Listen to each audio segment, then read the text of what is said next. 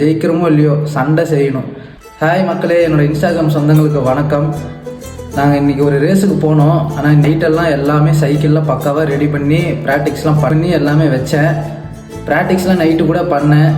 அதுக்கப்புறம் என்ன ஆச்சுன்னா, இன்னைக்கு காலையில் ரேஸுக்கு போகிறப்போ காலையில் கொஞ்சம் அழுத்தினேன். அது அழுத்துறப்ப என்னாச்சு, சீட்டு கொஞ்சம் ஏற்றி வைக்கிறப்போ கொஞ்சம் மேலே வந்து அதில் டைட் இருந்தது. அந்த எட்ஜில் இருந்ததுனால என்ன ஆச்சுன்னா, அது அந்த போஸ்ட் கம்பியில் விழுந்துருச்சு. போஸ்ட் கம்பியில் விழுந்தனால ஒரு 7-8 போஸ்ட் கம்பி எல்லாம் கட் ஆயிடுச்சு.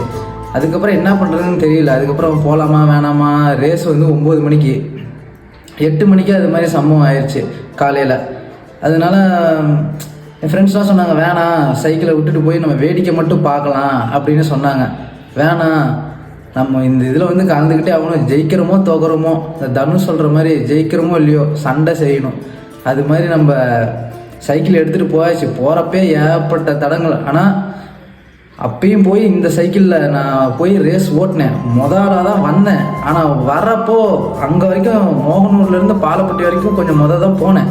முதல்ல வரப்போ அந்த போஸ்ட் கம்பி உடஞ்சதுலேயே போனனால அப்படியே அலாய்வில் அப்படியே ஃபஸ்ட்டு நான் ஓட்டுறப்பே வந்து பார்த்திங்கன்னா இப்படி ஆடிக்கிட்டே தான் வந்தது அலாய்வில். அதுக்கப்புறம் நான் இந்த டோக்கன் இந்த இது வாங்கிட்டு வரப்போ நல்லா அதுக்கு முன்னாடி இருந்தால் ஆட ஆரம்பிச்சது. அதுக்கு அப்படியே ஓட்ட முடியல. சைக்கிள் வந்து ரொம்ப ஆட ஆரம்பிச்சிருச்சு. அதுக்கப்புறம் அப்படியே ஸ்லோ பண்ணி அது வரைக்கும் முடிஞ்ச அளவு ஓட்டினேன். அதுக்கப்புறம் ஓட்ட முடியல. அதுக்கப்புறம் சைக்கிளோட இடத்துல நிப்பாட்டிட்டு அவர்கிட்ட நம்ம சொல்லிட்டு வந்துட்டோம். இதோட முழு வீடியோ வந்து நான் உங்களுக்கு இதிலே நான் உங்களுக்கு இது பண்ணிடுறேன்.